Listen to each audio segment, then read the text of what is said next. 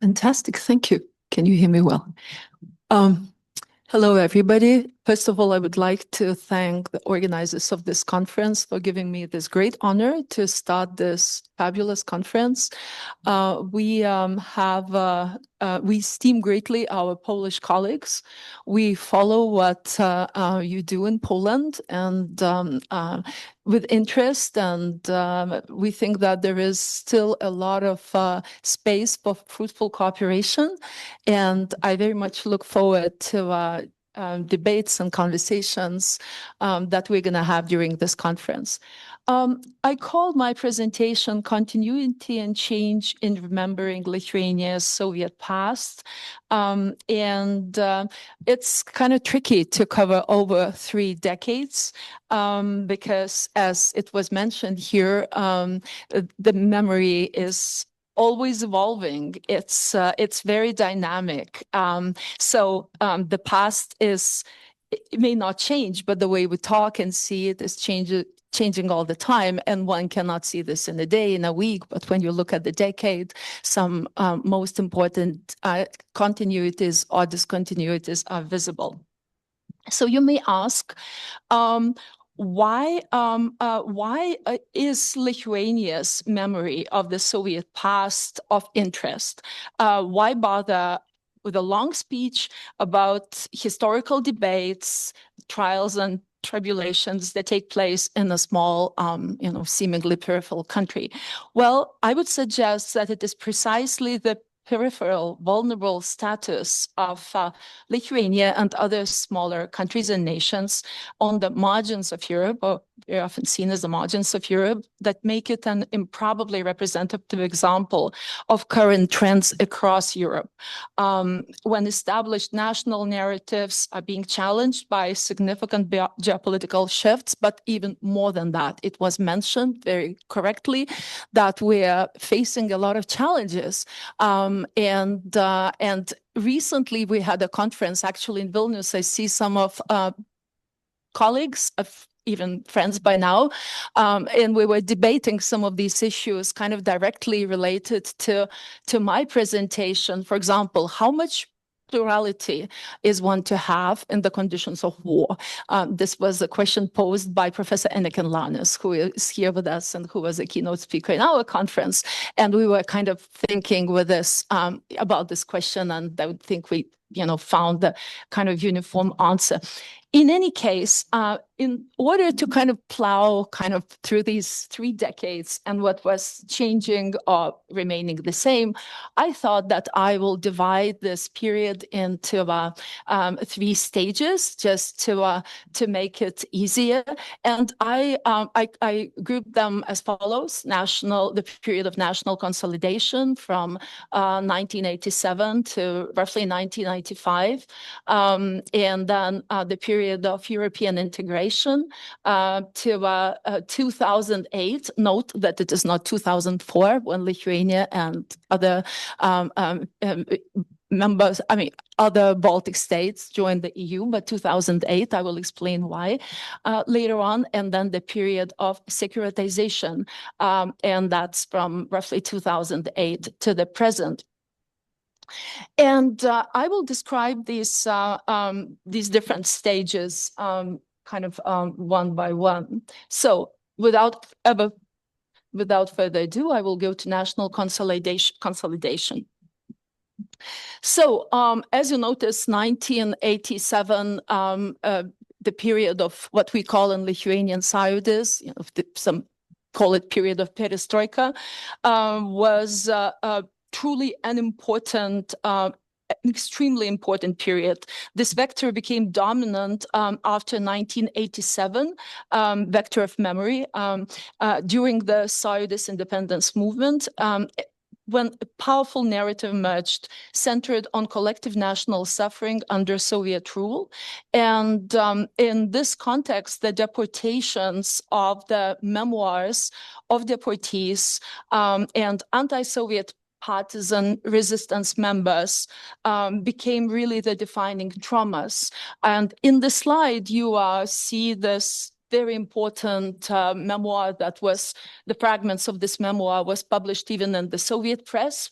It's a woman deportee, deported in 1941, called Davoliūtė. I'm sure some of you heard of her or even read her memoirs. One cannot understate the importance of the fragments from these particular memoirs or testimonies appearing in public. The first time it was actually, as I mentioned, published in the Soviet press at the time, Lithuanian Soviet press, and the role of another important group here for this period, that is Soviet Lithuanian late Soviet period intelligentsia, was also very important. I will talk about that in greater depth.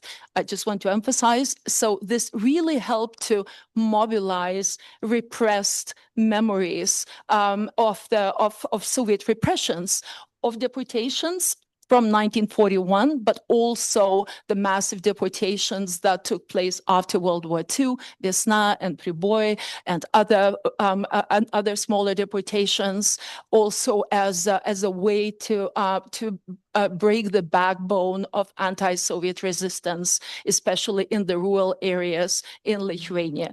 So this memoir and other deportees' memoirs really opened for the first time kind of the public debate, and which at the time was talked about as the return of memory to a lot of members of the society. These experiences kind of the description of these experiences was a shock. I won't go into greater detail. I'll just mention that some of these memoirs were smuggled out of the former USSR, out of Lithuania, by dissidents, were published elsewhere, even in Russian and then in other languages, in French. But this did not reach such a wider audience. This was the first time when it really became kind of public memory, if you will, and it really had a powerful mobilizing force. So that's one aspect. Then the other kind of feature of this period were the rituals of returning the deportees, the bodies of Gulag deportees or even political prisoners to the homeland for a burial. So this was also kind of grassroots family initiatives, but it was much wider than that. There were public rallies, very often political rallies, and public rituals. I think this was more or less the experience of the other Baltic states as well. But I think Lithuania was singled out by observers at the time that it would have probably this most prominent feature of being a kind of public event, if you will, very often public spectacle. It's a particular kind of feature of the political culture at the time. And so here in these photos from the period, you see some of the images from that time, the group of these pilgrims or travelers to the places of deportation, taking care of the whatever is left of the graves there of the deportees, and then carrying whatever remains there are, and then bringing them back to Lithuania. And there would be mass rallies with national flags and so on, and processions, and this was kind of part of the political life of the time, and also part of this, one can say, also a cultural process. There was a lot of written about this in the public press, debates, and so on and so forth, and everything was documented and filmed. I would like to stop just for one more second before I move on to the next point that I wanted to make about this specific period of kind of nationalization, if you will, this. National consolidation, is that, of course, it was the period of iconoclasm as well. We all know this very well. And usually when someone gives a presentation about this time, one has this image of the Lenin statue falling down or being torn down. I decided not to do it because it's already too much cliche. Everybody basically everybody knows that this was precisely the time when a lot of these statues built during the Soviet period with a clear ideological message, stars, I don't know, tanks, Soviet soldier insignia and so on, were taken down. Also the statues to communist leaders, Soviet leaders, and a lot of them actually one can find now in a Grūtas Park. It's a private sculpture park. I don't know how many of you been there or not, but that also raises questions whether this is kind of a good, appropriate way to deal with this particular heritage of the past. But in any case, it's an amusement park. One can buy a ticket and go there and to see a lot of these statues. And even in the iconoclasms, during the iconoclasms later on, that several waves, some of these statues also ended up in this private park. So this is an interesting feature that we have, interesting place that we have, that one may consider visiting. Now, something about this period that is quite forgotten now, I would say, is this the impact that this particular phenomenon, cultural phenomenon, ethnographic movement from the 60s and the 70s had on the discourse of Sąjūdis, or the popular movement during the period of perestroika. And that had to do with a particular social processes in Lithuania, that is reaction to collectivization, forced collectivization, urbanization of the countryside, and later on in the 70s, a phenomena called melioration. So that is the improvement of the countryside, the improvement of the land, that basically destroyed the remaining texture of the traditional lifestyle associated with a single homesteads. That's a kind of traditional rural structure that continued into the post-war area from the interwar period, and also traditional rural way of living, traditional culture, and so on and so forth. So although this movement, this basically the knowledge of the land, this ethnographic movement that started in the 60s and the 70s, it is a really interesting phenomena that I would say remains under-researched to this day, because it involved some Soviet cultural intelligentsia, some Soviet functionaries, but also groups of those who were repressed, deportees, political prisoners, and so on. And I think more that if you want to look into this more in depth, you may have a look at the work of a young scholar from Lund University, Odeta Hudling. So we published an article with Odeta precisely about, only touched on the surface, but Odeta also published the entire book based on her dissertation, precisely looking into these practices, folklore practices, reviving Lithuanian ethnic folklore, traditional clothing, traditional artifacts, as part of this resistance of modernization that then is later on picked up as part of this anti-Soviet discourse, and eventually discourse, the argument for independence, but also presenting a Soviet period as this collective trauma. Now, what do I have here? I have an image from a beautiful documentary. This documentary filmmaker called Robertas Verba, very well known in Lithuania. I think people really know his work, but probably not so well known to international audience. This is to represent this widespread focus on rescuing the artifacts, the images of artifacts, ethnic artifacts from the period. It's quite phenomenal, one has to say. It is so widespread. And this modern art, this filmmaker, Robertas Verba, was considered to be a very modern filmmaker. This was modern documentary, seemed to be quite avant-garde in the Soviet context, and they actually focused precisely on rescuing these remaining artifacts from the traditional villages, homesteads and so on that are about to be destroyed. So what you see in this photo is basically in the 70s. This is the last remaining homestead in one of the archaic villages, and the family is standing in front of their home in which several generations of the families lived.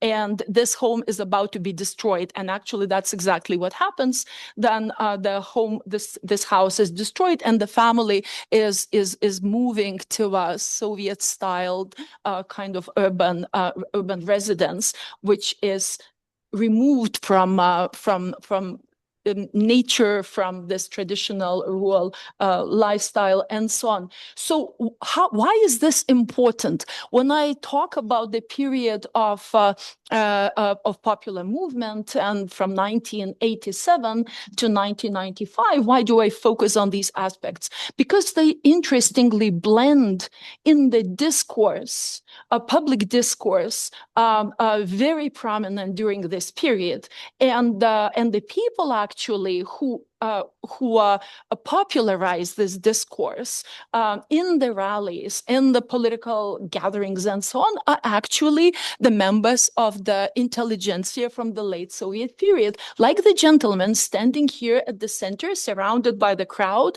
His name is Justinas Marcinkevičius, also very well known in Lithuanian contexts, extremely well known because several generations grew up with his poetry and his writing and so on. And they play a prominent role in the mobilization of these traumatic memories, because in the discourse, the experience of internal displacement, forced internal displacement, that is Lithuanians forced from their traditional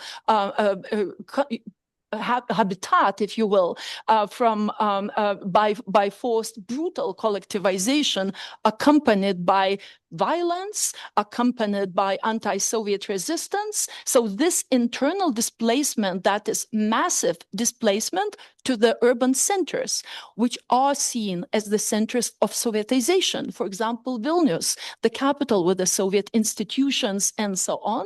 That discourse that this is a form of deportation, this is a battle against the farmers, against the traditional Lithuanian way of life, actually blend during this period with the discourse of deportees, of being this forced brutal displacement outside of Lithuanian territory to the depth of Russia and so on. And that's why I use here the phrase, actually it's not in this particular citation, it's from another writer, but it was repeated basically all the time by all of them. We are all deportees, that we can, this is a unifying kind of experience that we as a nation, as this particular group can share.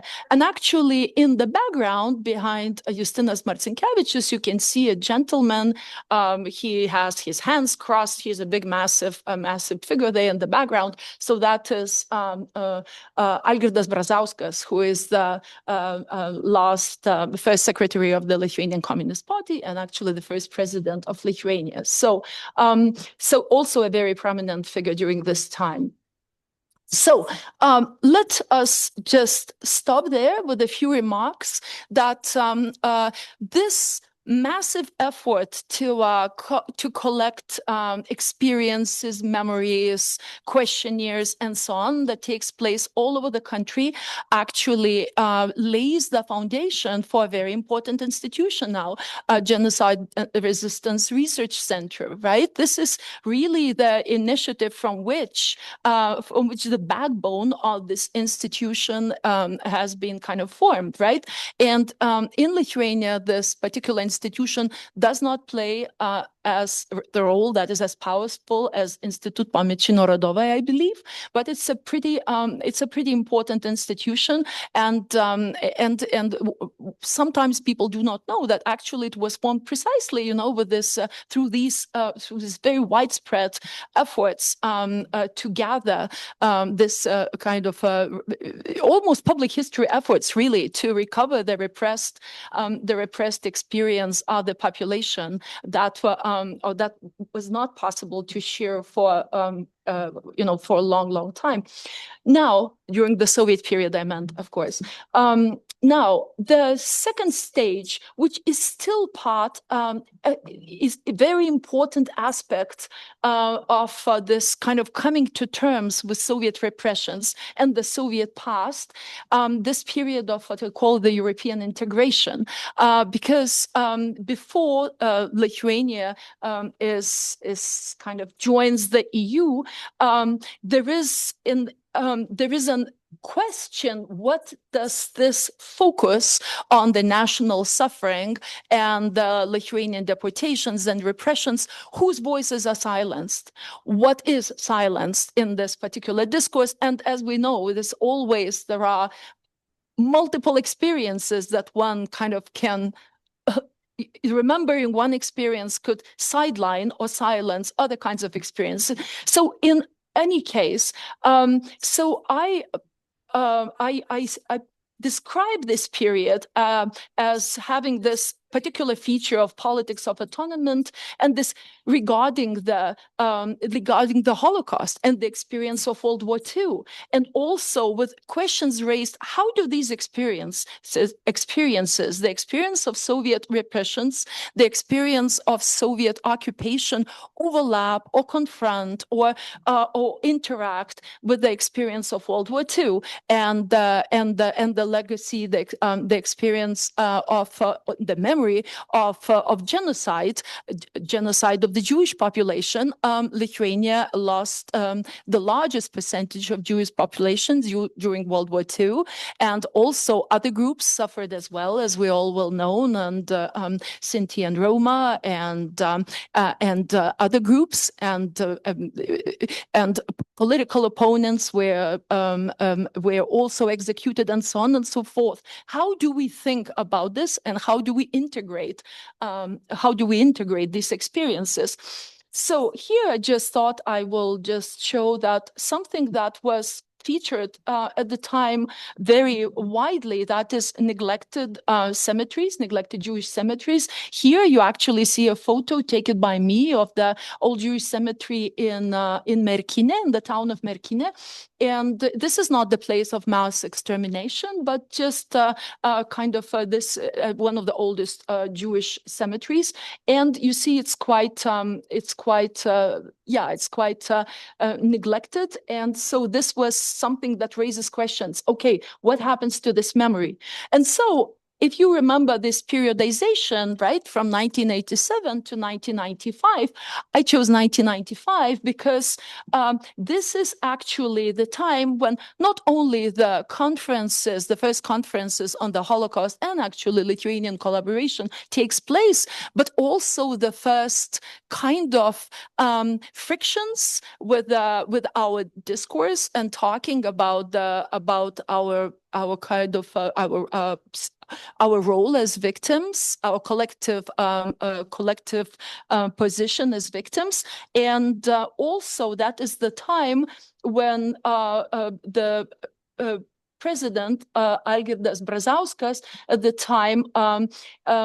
President at the time in 1995 actually apologizes in Israel in Knesset for the Lithuanian participation in the Holocaust, the participation of Lithuanian collaborators in the Holocaust. And here he's flanked actually by the two famous Jewish writers. The gentleman who holds flowers, it's Chokas Meras. Those of you who know Lithuanian context probably know him very well. He was a child survivor from Kelmė or Kelm town, and was quite prominent writer during the Soviet period. And the left in the 70s left for Israel because he encountered censorship and so on, but always had very good relations with this late Lithuanian intelligentsia from the late Soviet period. And just to explain a bit, these are the people who are kind of President Brazauskas' age, born in 1930, 1932, and so on. They're all of them basically belong more or less to the same generation. On the other side is writer Grigorijus Kanovičius, or Grigorij Kanovič, who also is very famous in Lithuania, especially now, wrote about the small town, Shtetl, and other works, was also very active during the Soviet period. So 1995 is the first time when this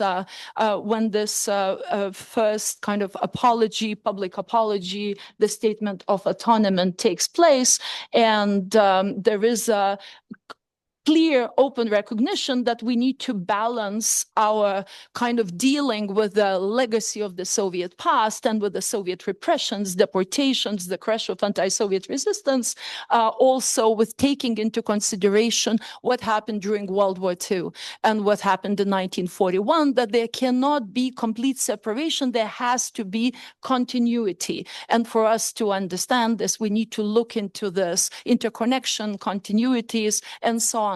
So also nothing new in this case, that in 1998, the presidential commissions are established for this purpose, to balance out these perspectives and really to avoid these memory conflicts and clashes. The commissions are established not only in Lithuania, but also in Latvia and Estonia. But in Lithuanian cases, actually, Lithuania, I think, gets the biggest pressure precisely to address this legacy of the Holocaust and the kind of the legacy, the memory of local collaboration to confront this uncomfortable past. So I see this as a significant step, because there were two subcommissions. I won't go into great detail how this commission was organized. There was one subcommission for the investigation of Soviet crimes and another subcommission for the investigation of Nazi crimes. And there were a lot of debates on how this should be actually organized. Does it not show that somehow we separate and don't try to integrate, like compartmentalize history, compartmentalize suffering, or should it be integrated or not? But in the end, we had two subcommissions. I do not know all the internal debates, but the good impact that it had, and me as a teacher, as a professor, I really appreciate it. And that actually we had a good publication of historical studies, historical research, and actually in Lithuanian and both in English, like work by Saulius Užiedelis and Christopher Diekman, that one can actually use for teaching and education.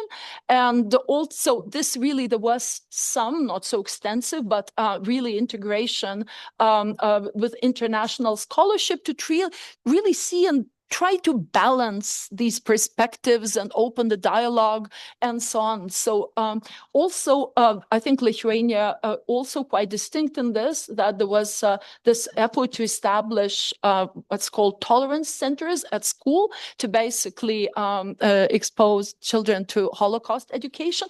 Whether these centers are run very well or not, I am not 100% sure. I think they were not so well funded. This is a separate story. I had a student doing research on it, but it's still an important step. Although I think a lot depends on the kind of initiatives of the local teachers.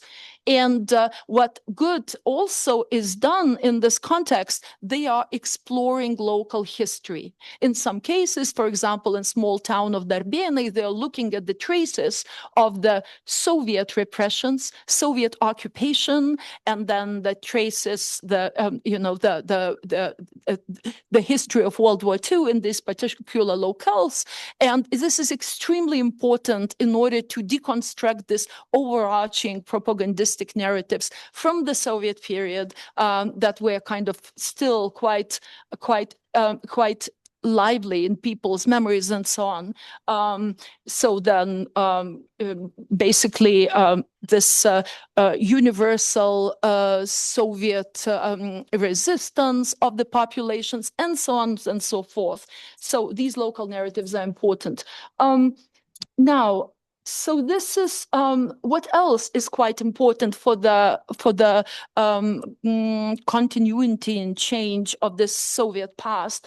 Well, quite important in Lithuanian context is the commemoration of the marginalized narratives. That is the publications of memoirs of Jewish deportees, because for a very long time it was kind of almost taken for granted that these were only ethnic Lithuanians who were deported. But in fact, these deportations of 1941, they were multi-ethnic. They were Poles deported from this area.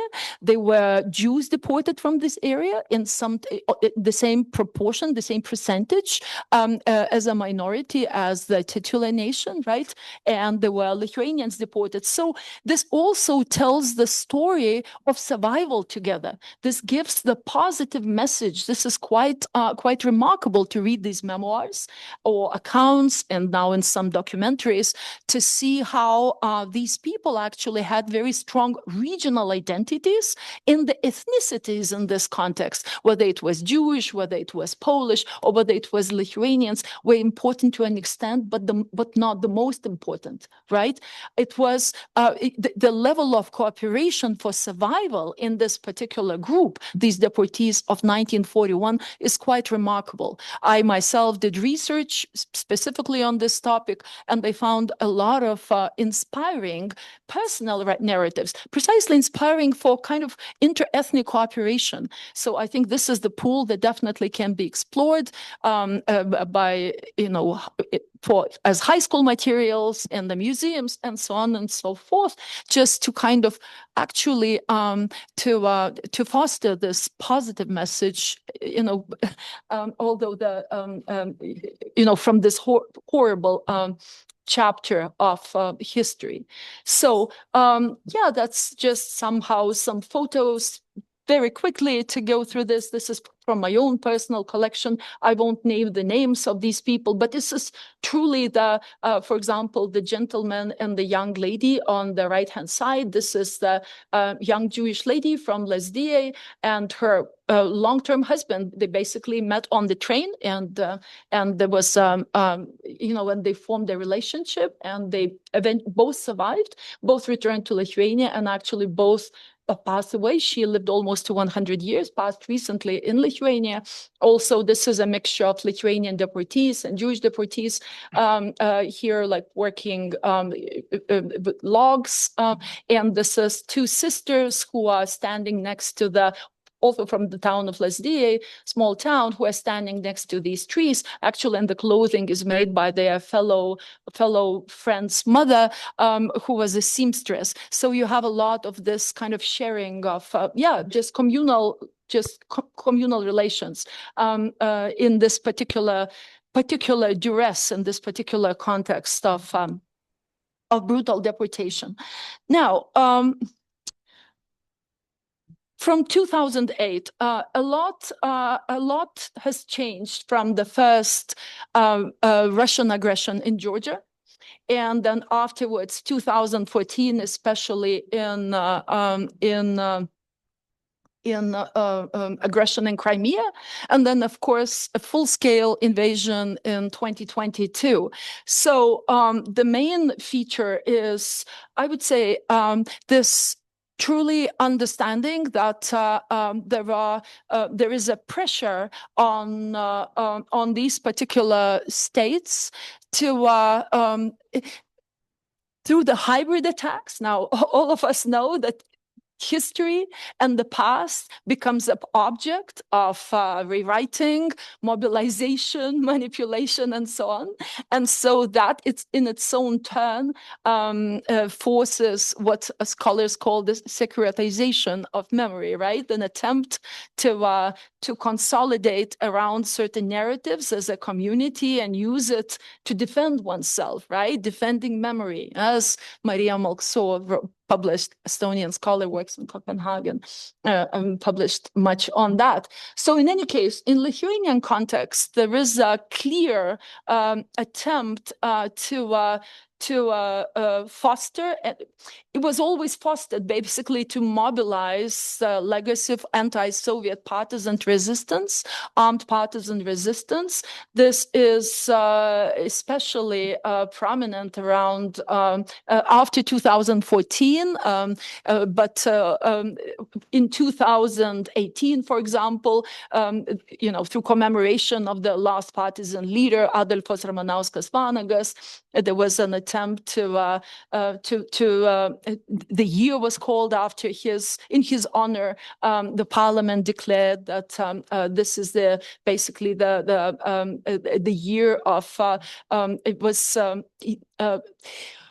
This was a way to commemorate his 100-year anniversary. And so you see that there was a discovery on DNA, identification of his remains, and the state reburial. And he was also declared the fourth president of Lithuania and so on.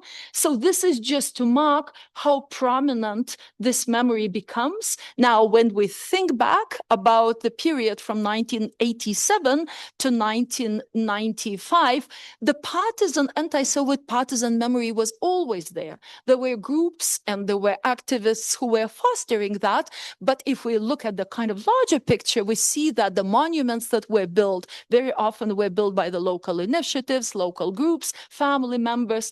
But in this last stage, after 2008, gradually, they are moving more towards the centers. They are becoming part of this kind of collective memory, and they've given much more prominence and so on. And to illustrate that, and this is one example, I show you the photo of this memorial of Kryžkalnis. It's on the way to Klaipėda. The kind of superficial opening took place in 2020, but already in 2018, our president Dalia Grybauskaitė was in one of the opening kind of events and was saying how this is a new place of memory, and now this is basically to give strength to the Lithuanian collective identity and so on. And this initiative, I just have this photo of this monument, but there is a chapel nearby, and it's part of the same ensemble. And this was initiated, the entire initiative was kind of initiated by this project was initiated by a Catholic priest who went through repressions himself. He was a political he was a dissident, political president, priest Svarinskas, Antanas Svarinskas, and so on.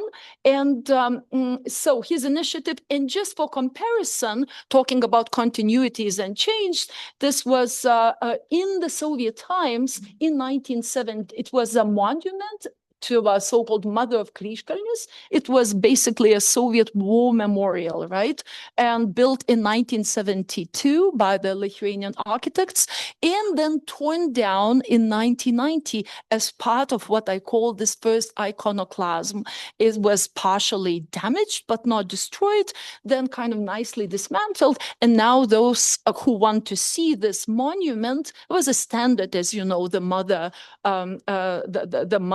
the kind of image of the mother. One can find it in Kiev, one can find in different parts of Russia, one can find it elsewhere. And so Lithuania was not an exception. And so this mother now can be found in Grūtas Park. And for a long time, it was an empty space. There was nothing built there for 16, 17 years, or don't remember the number, over 10 years for sure.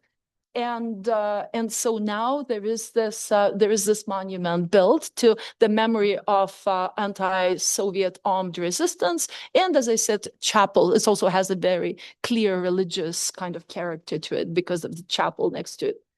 Now, part of this period also, am I really not quite late yet? No, okay. All right, so I'll give you more examples so you know how rich our memory culture is. So, in 2014, there is Russian aggression in Crimea. Of course, there is a stronger sense of insecurity and so on. And so there is an attempt also to securitize our identity, to strengthen our ontological security, if you will. And so I would say the most prominent debates took place over this bridge at the center of Vilnius. All of you who studied the Baltics know this history by heart, so I will be very, very quick. But on the left-hand side, you see this one fragment from the several sculptures. It's a sculpture group of sculptures in four corners of the bridge at the center of Vilnius. It's called the Green Bridge. I'm sure you know it perfectly well. And so it has four sculptures, one dedicated to the education of youth, another one to agriculture, and so on, built in this very specific Stalinist aesthetics, actually by a recruited Lithuanian artist at the time.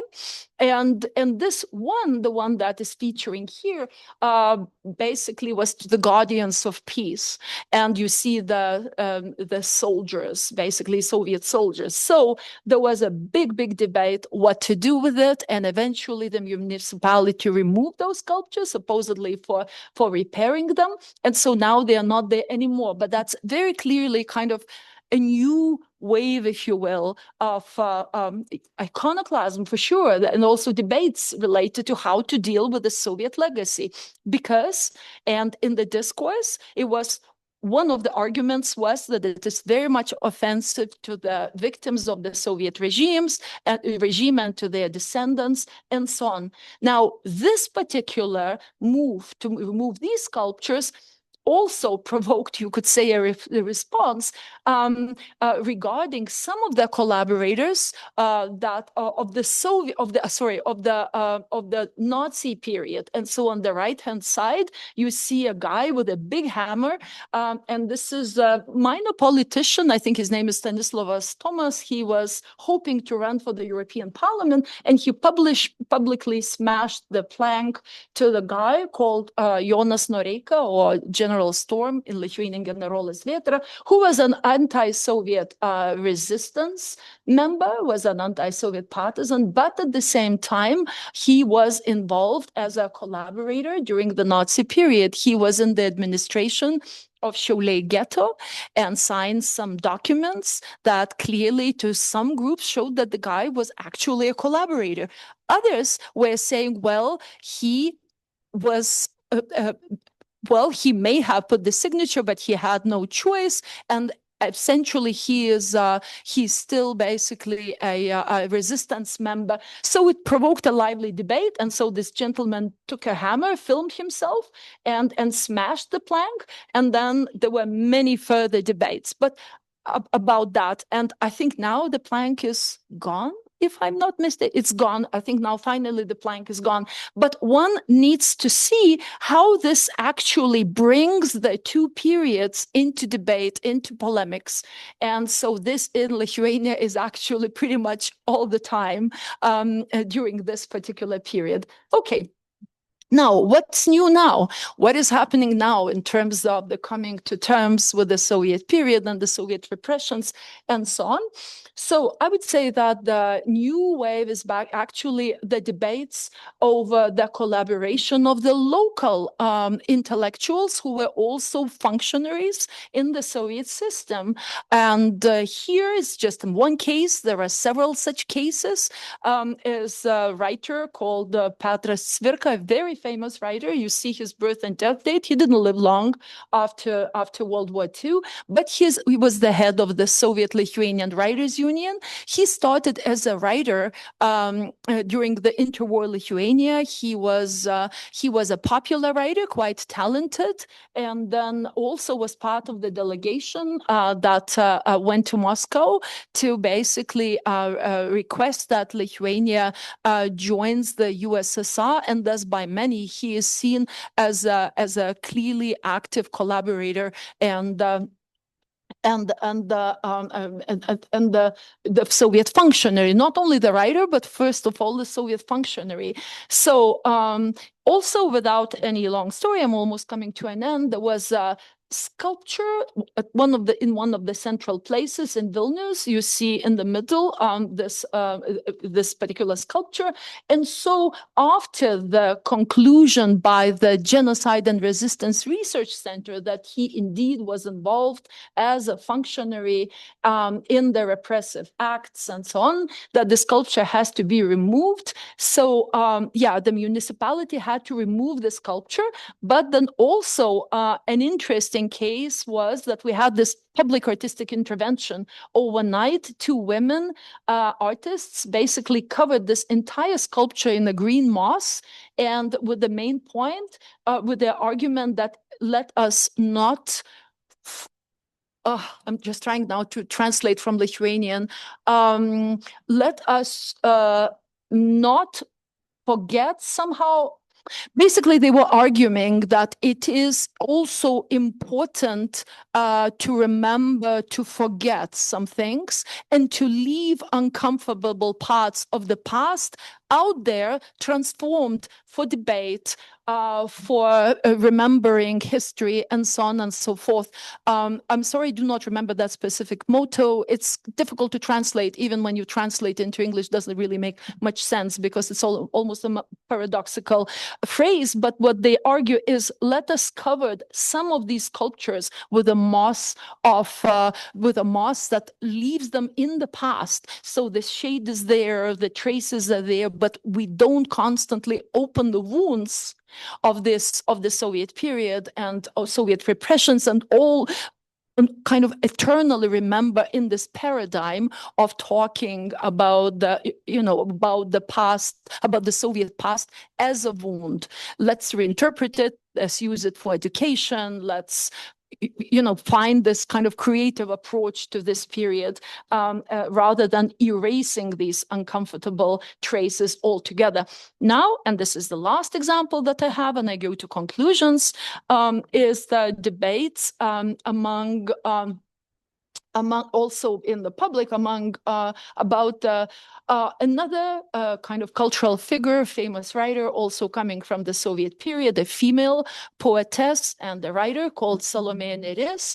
And recently, the school that was named after her, that was also a very prominent Soviet elite school. For example, our former president, Dalia Grybauskaitė attended the school, and many other local luminaries. So it was a famous school named after Salome Nėris, or in colloquial simply Salomeke, was renamed. The name was taken away. And in front of this school, there was a sculpture also built in the 70s. You see the sculpture on the right. This is very much kind of modernism. At the time, it was, in 1972, when the Lithuanian sculptor built the sculpture, or was about to build the sculpture, it was very hotly debated that it does not confine to the norms of socialist realism, that this is too modernist, that this is too Western, and so on.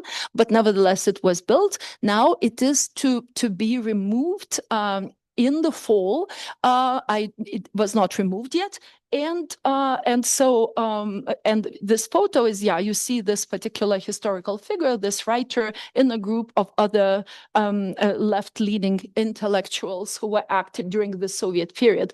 And one more, very last, absolutely last thing is, and I will go back a little bit, talking about the writers. There is also debates about the legacy of this intelligentsia from the late Soviet period, namely Justinas Marcinkevičius. For a long time, this group of people who brought together the experiences of deportees, if you will, and political prisoners and the late Soviet intelligentsia was untouched, because they were credited with preserving Lithuanian culture, Lithuanian nation, with mobilizing Lithuanians, and so on. on. But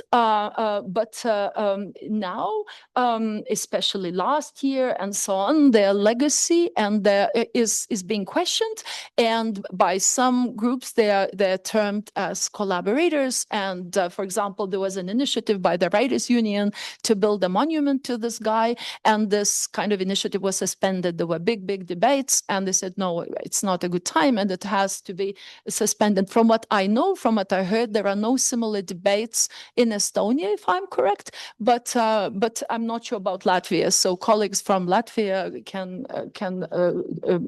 basically contribute and just say whether something is taking place. Oops. And now the conclusions. Sorry. Do not. It's okay. I think I probably will manage. What happened here? Oh, okay. Sorry about that. I will just quickly go to conclusions, and we'll give one case study. So where do I see the potential? Where do I see the focus in these uneasy times? These are complex times, as it was mentioned many times, with the insecurity, with the war going place next door, basically, and so on. It's very conventional and nothing super new, but I truly believe in it. I believe in the potential of the local memory, and so here I'll also present to you examples that I think are very positive. And one of them on the left-hand side is the newly opened museum, just opened in 2025. It's called Loštetl Museum in a small town of Šeduva, or Šedove, in the middle of nowhere. Actually, it's a museum precisely to the Jewish community of the small town, but it's more than that, and the place of memory, because the community was completely exterminated. But it is actually a very nice effort to integrate the complexity of these occupational regimes in one small location, which for me is almost a metaphor for a place like Lithuania or Latvia, or another small place, basically. And there you have this multi-ethnic community during, for example, first Soviet occupation in 1940, with the nationalization and the distribution of property, and the rising anti-Semitic ideology in Europe, and the local community connections and interrelations to bring in the complexity of these locales, and somehow gently introduce this plurality, if you will, through this particular example. It's a fascinating museum. I recommend that everyone visits it. I know that the curators, and I'm very proud, I was not a curator, but contributed to the content of it. There was extensive cooperation with Poland Museum as well, and other museums. So that's something quite unique, I would say, in the European context. And this is specifically local, and they focus on all the ethnic groups too, and the interconnections. And on the right-hand side, you also see, thinking about this ethnographic movement back in the 60s and 70s, something that was very much like basically a local ethnic Lithuanian story, the countryside and so on, now are rebuilding the legacy, or trying to incorporate the legacy of small towns, shtetls, and so on. And the project that I supervise, we, for example, focus also on the Polish presence and Polish legacies in Vilnius area, Vileńščina, and seeing what is actually left. How are these experiences of the communities integrated, incorporated, presented in the small, tiny museums and so on, and thus somehow also try to form these networks and communities and come up with the educational initiatives as well. Thank you very much for your attention.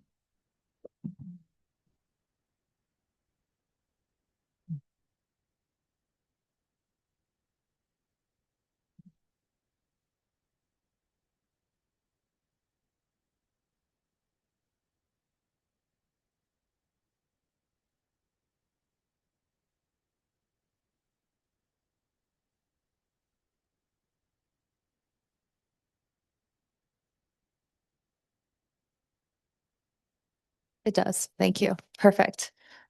I have to bring this little thing up. Okay. Thank you so much for this really amazing keynote. And there's so many details, and I don't want to take up all the time that I found so interesting.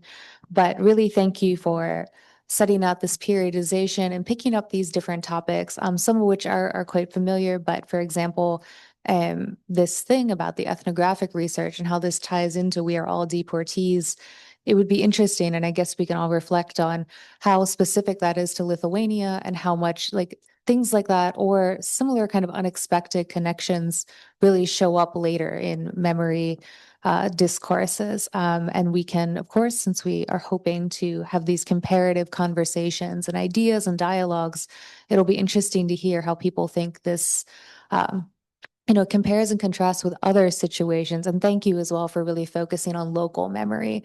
I do think that that's the direction we need to go in, and that these peripheral histories often like really get to the core of what's going on with memory. So with that all said, I would love to open the floor up to questions. Please be brief so we can get as many as possible. And do we need people to speak into the microphone for the question and answer? Yeah, okay.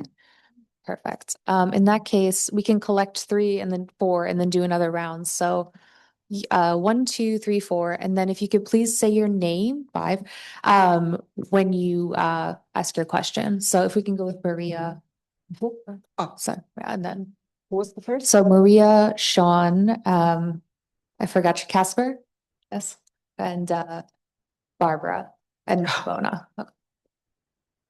Hi, thank you so much. That was really amazing putting it in periods, really to see that history. Thank you so much. Sorry, I'm Maria Kapaeva, artist from Estonia. You're going to see my film tomorrow evening. I have one comment because coming from the artist perspective and one question. I wanted really sort of extend the story about this movement, Pentras Gwirka. Zwirka, sorry. Yeah, because you just saw the image which covered in the nose, and you mentioned it's 2 women, but I actually want to name them. It's a very important artist, I think, in Lithuania. So it's Egli sorry, it's just I'm a bit nervous, so it's reading a bit difficult. Grėbliauskaitė and Agna Gintalaitė.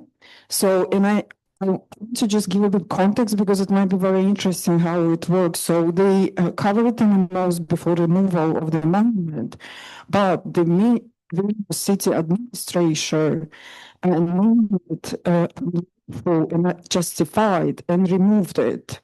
And their slogan, actually, they have it translated in English. I just quickly checked. It's called "Let's not forget, not to remember." Thank you so much. Yeah, that's really beautiful phrase to say.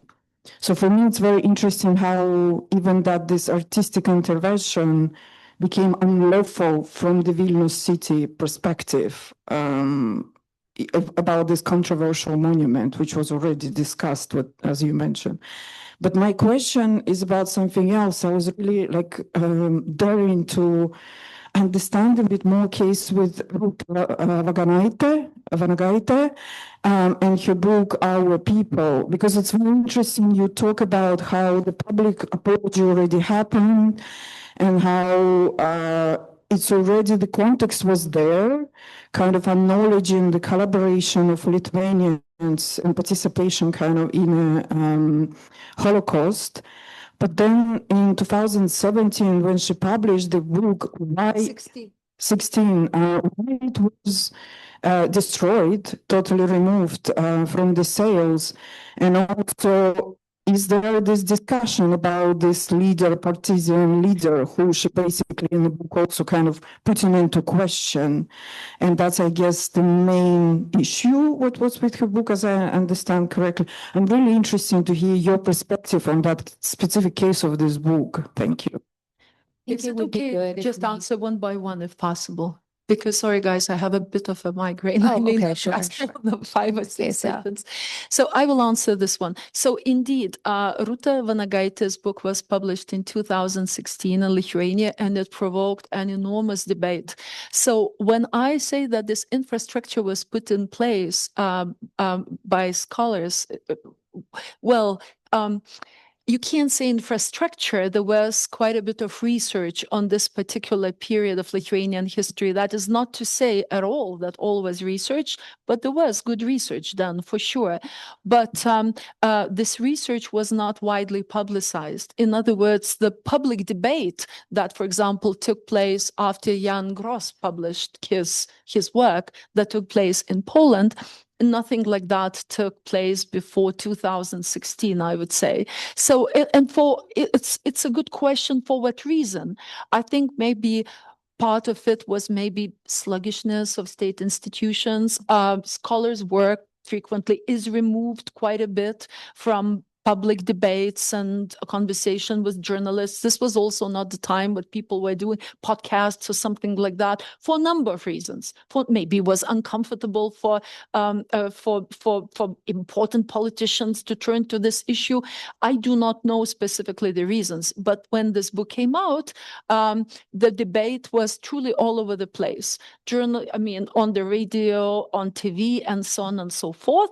And it was not over this particular book, but over comments that, from what I understand, that Rūta Vanagaitė made later about this partisan leader, Ramanauskas Vanagas, that he collaborated with both the Soviets and the Nazis. In other words, he was not a victim and a hero, but basically a collaborator, and did not, from what I understand, submitted facts to prove that he was a collaborator with the Soviets, or in fact that he actively participated in the Holocaust. And these comments that were made publicly caused the outrage, first of all, in the social media, whereby social media actors, activists, if you will, then complained to the publishing house. It's a commercial publishing house, and for example, one person who complained is the author himself, and said, okay, he's gonna withdraw his books if her books are there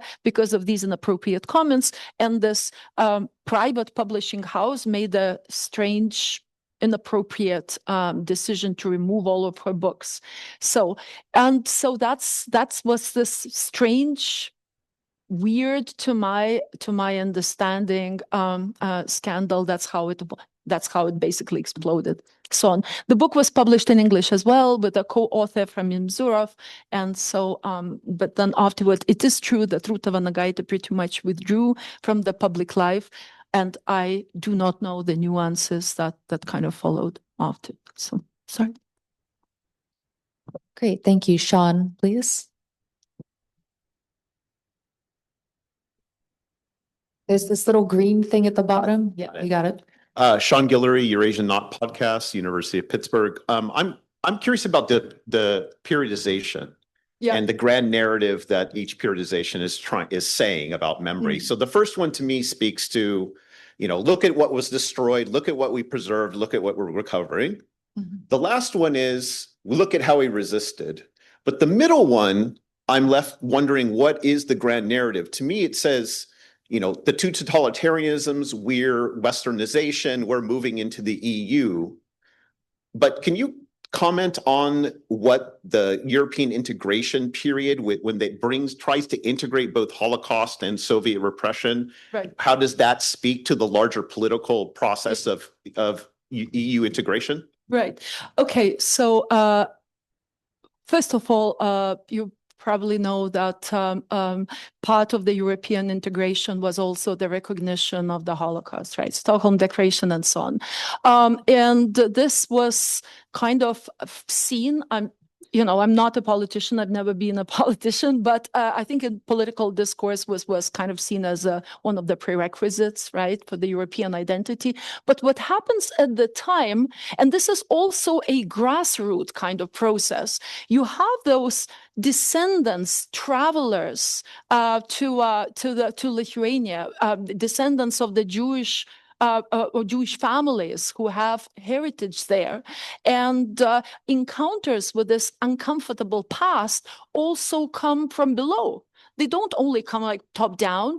And so this is really the time, as I said, when the first debates, maybe not so wide, maybe not so public, not in the media so widely, but actually the debates about this painful, uncomfortable, and not a very pretty past, to put it delicately, come into place. So, for example, one of the first documentary filmmakers who really focused on the issues of genocide in small towns, Saulius Beržinis, he tells his story how he goes to some conference and people come up to him and say, okay, well, you make films about, like Soviet repressions and so on, but how does this match, the experience during World War II? These debates start taking place during this period. So there is this top-down initiative, but at the same time, not so powerful, but there is also bottom-up initiative.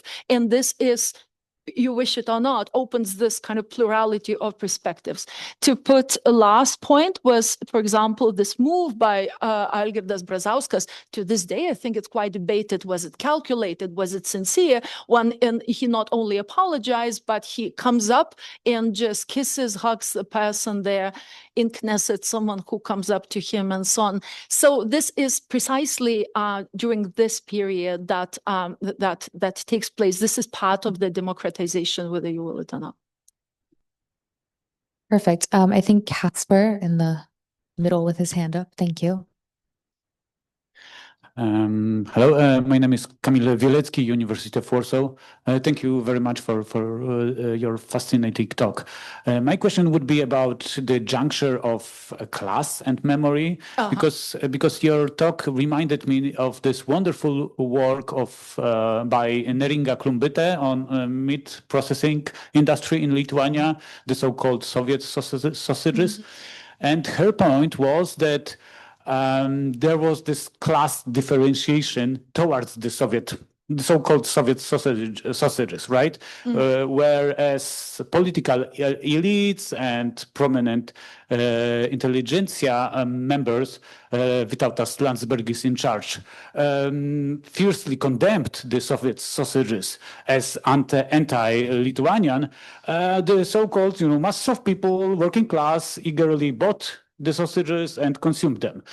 So I would like if you could speak a little bit more of the class dimensions, dimension of these discussions around memory in Lithuania, around those grand narratives, whether they are only, are reflected only to political elites and intelligentsia, or what is the wider context of it? Thank you. Very interesting and good question. Thank you. And I have to say that there is not that terribly much known about that.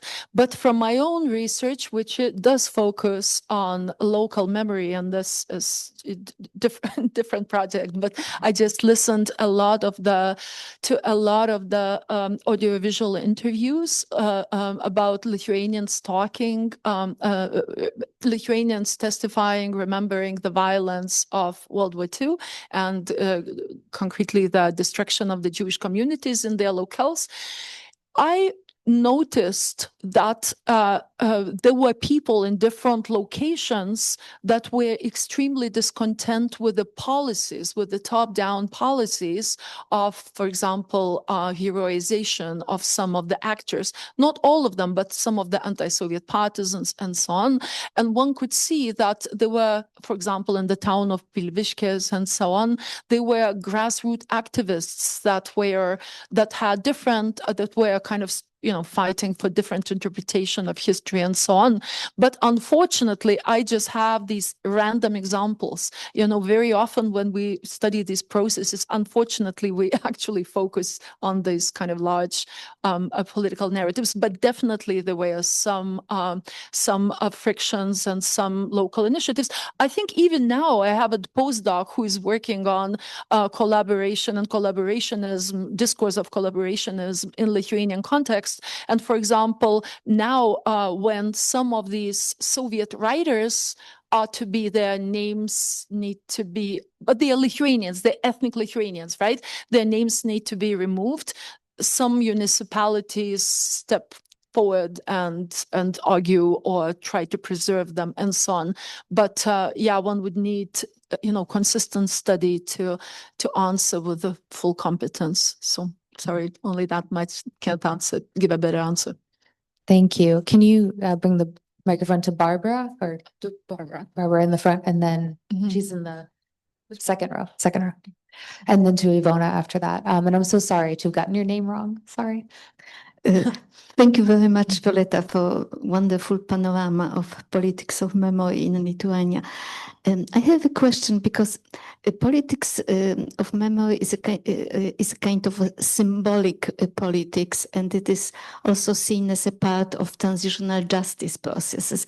And sometimes the fact that it's so intensive in Eastern Central Europe is explained by referring to incompleteness of other parts of transitional justice, like retribution, taking former collaborators or perpetrators to the courts, or compensation to the victims, and other kinds of elements that should be there. So how could you evaluate the whole process of transitional justice in Lithuania? And if you would agree that maybe the focus on symbolics is a kind of trying to compensate for deficiencies in other parts? I would agree with this interpretation. My answer will be quite short. I would agree with this interpretation. So I think in terms of even in terms of education, there was, I think the distribution of the research that was done was not very efficient. And so therefore we have these, I don't know, scandals, symbolic statement, I mean, events and so on. The same with the restitution and the property issues. It went in waves. It was incomplete, and it would be a big separate talk. And I know that my colleagues are doing research on that. I think the articles will appear by Neringa Klumbite, if I'm not mistaken, and Davoliūtė. But I certainly would agree with this interpretation. Yeah. That's it. Thank you. If we could do Ivona over here and then Ihab after that. Thank you. Thank you for this great lecture. Actually, one of my questions you answered because it was similar to Camille's about the working class and the sort of elitist view. But I have a political question then. So were these memories of the implication of some Lithuanians with Nazi at the time, were they activated like recently when Lithuanian government was inviting German army to station in like Rudniki battalion? Were they somehow discussed which army to take or not to take? And like, was it a discussion at all how they were, since we are talking about a contemporary too, so how did that play out? Thank you. Also a very good question. I would say it started earlier than the German presence in Lithuania. It certainly started earlier, and it actually started with with the strong participation of some memory activists or memory entrepreneurs, if we use this typology. So, for example, and it took place at several platforms, several levels. There were some court cases. For example, there is a gentleman called Grant Gotchin who had big issues with who basically started legal debate with the Genocide and Resistance Research Center over the legacy of some partisan some historical figures who went as Soviet partisans and other issues. Some interpretations of history. There were also people who are, for example, the offsprings of the perpetrators or collaborators. Rūta Vanagaitė was one of them. It was not mentioned, but Rūta Vanagaitė's grandfather and uncle, they were involved in the in administrative structures during the German occupation. So one can also say this is a kind of a work of post-memory, if you will. But there were other people from diaspora, for example, like Silvia Foti, who published a book about her grandfather. Initially it was an article in Salon. She is an American citizen, and that caused debate in Lithuania about the legacy of this guy. You saw the, what is this with the guy on the right with a hammer on his head. His granddaughter published an article saying that my grandfather was not a hero, he was a brutal collaborator. And this was translated and published in Lithuanian media and Lithuanian press and started a very lively debate. Then afterwards, she published a book in English, then promoted a book, gave a number of lectures, and then published a book in Lithuanian already in 2023, if I'm not mistaken, but the effect was not the same. She was invited to educational activities, and so somehow the attitude shifted. But they were very important in starting this debate, among other things. I would say, acted like kind of public historians. They were even more important. They were more important than local researchers in starting this debate. And they're just basically writers and family members. So, among others, there were other factors, but I just wanted to say it was before the German component. Perfect. Please go ahead. Thank you very much for this lecture. My name is Zehab Salul from the University of Amsterdam. I'm interested in this idea of the comparativeness in relation to East European memory in the Lithuanian case. And of course, the whole troping of the development and the continuity, as you explain, is not actually a very different or strange development. It starts with a national suffering to another period of emphasizing or going with the EU troping of the Holocaust, and finally it goes back to iconoclasm or monumentalization, which is heroism. So these kind of words or these kind of developments are very typical of, let's say, the whole association with how historical narratives of these kind of memories are developed. However, what I'm interested in actually is another question is to look at the whole idea of between what you started with official narratives and how can we actually, how much plurality can we develop in relation to official narratives, and then what you ended up with the whole idea of plurality in local narratives. And then I think, okay, then actually where are we placing this kind of case study in the Lithuanian case between these two pillars, let's say? And maybe what problematizes this whole idea in relation to this categorization is that, for example, where do we place the Lithuanian case in relation to two different tropes? The first one is what we call the Americanization of the Second World War, or which is the Holocaust, or the Europeanization of the Second World War, which is the Showa, which is totally different paradigm and produces different also dynamics of remembrance. So I'm just curious, how do you, from a comparative perspective, can we place this kind of Lithuanian case in these kind of paradigms? Thank you. Thank you. If I could just ask for clarification, one small clarification. When you said the Americanization, and you mean the Holocaust, but specifically, I couldn't understand that. No, Americanization of the Holocaust means basically the whole notion of the good war. You know, the American good war and the British good war. This is like the whole Second World War is based on the Hollywood, etc. It's based on this kind of good war notion.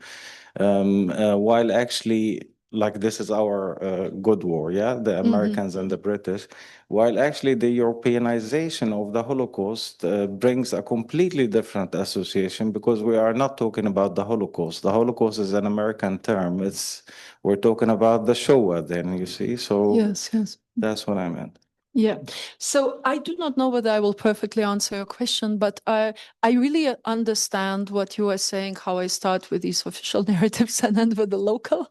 And that also shows, I'm not sure where Lithuania is at the moment. I really do, I'm not, I won't hide. I don't know.